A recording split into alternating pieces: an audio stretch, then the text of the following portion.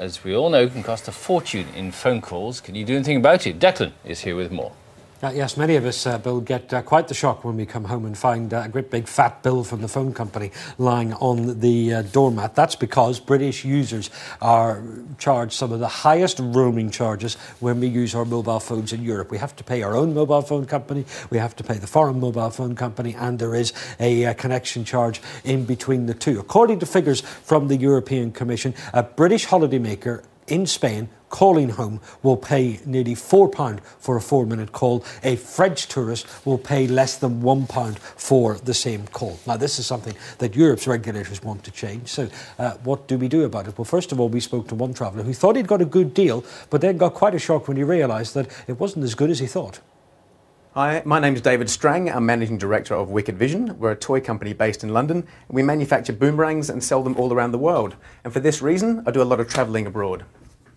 So I chose a flat rate mobile phone tariff that made my calls a lot cheaper for when I travel. So after returning from a recent trip to America, can you imagine how shocked I was to receive this bill for over £200 when I was expecting something around about half of that? When I called Vodafone to ask them why this was, they said that America was actually excluded from this tariff. As a gesture of goodwill, Vodafone did eventually reimburse me with the extra amount. However, just make sure that you do check with your phone company before you travel. All right, well, let's talk to Anthony Ball. He's director of a company called onecompare.com. It's a price comparison website. He's in Manchester for us this morning. Anthony, good morning to you. Hi, Declan. We spoke to all the big 5 mobile phone companies, and they all said that they've introduced packages which allow customers to choose the cheapest option. It sounds like switching around from one to the other doesn't actually save you that much money. Well, actually, it's not really that simple at the moment. A lot of companies have pledged to reduce prices further, very close to what the EU are actually recommending. But as it stands at the moment, really, there is only one mobile phone network that has actually dropped charges across the board for all of its customers, and that's T-Mobile as it stands at the moment. But what then is the handiest way to save a bit of money? If you need to bring your mobile phone with you, do you get a different pay-as-you-go phone when you go out there, or is there some other trick that we can use?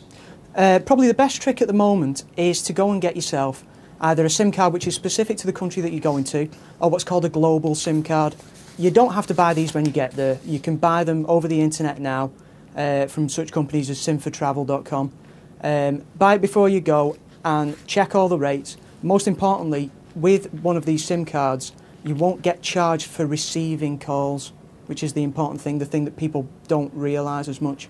OK, Anthony Ball from onecompare.com. Thanks for your time this morning, joining us from Manchester here on Breakfast. More business after 8. We'll update you on those 4,000 job cuts at the Norwich Union. Thank you, Declan.